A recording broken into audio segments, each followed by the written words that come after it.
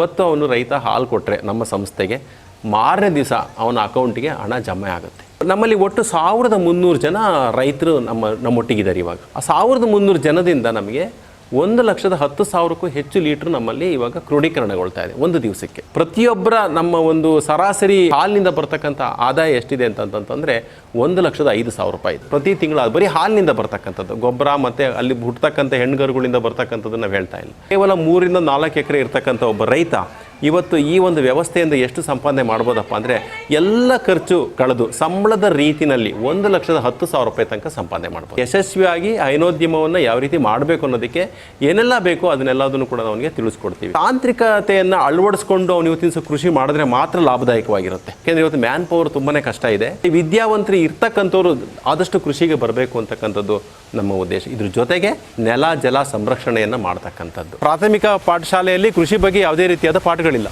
Doctor ಆಗೋದಕ್ಕೆ ಪಾಠಗಳಿದೆ, lawyer ಆಗೋದಕ್ಕೆ ಪಾಠಗಳಿದೆ, ಒಬ್ಬ ಇಂಜಿನಿಯರಿಂಗ್ ಆಗೋದಕ್ಕೂ ಕೂಡ ಪಾಠಗಳಿದೆ. ಅದು ಒಬ್ಬ ರೈತ ಆಗೋದಕ್ಕೆ ಯಾವುದೇ ರೀತಿಯಾದ ಪಾಠಗಳಿಲ್ಲ. ಬೇಡದಲ್ಲೇ ಇರೋದನ್ನೆಲ್ಲ ಓದಿಯಾನೆ. ಪೈಥಾಗರಸ್ ಥಿಯರಮ್ ಕಿಟ್ಕೊಂಡು ಅವನಿಗೇನಾಗಬೇಕಾಗಿದೆ, ಅವನು ಎಲ್ಲೂ ಕೂಡ ಜೀವನದಲ್ಲಿ ಅಪ್ಲೈನೇ ಆಗಿಲ್ಲ, ಆದರೂ ಕೂಡ ಅವ್ನು ಓದ್ಬಿಟ್ಟಿದ್ದಾನೆ. ವಿಶ್ವವಿದ್ಯಾಲಯ ಥರ ಕಟ್ಟಬೇಕು ಅನ್ನೋದು ಆ್ಯಕ್ಚುಲಿ ನಮ್ಮ ಶಶಿಕುಮಾರ್ ಅವ್ರ ಕನಸಿದೆ.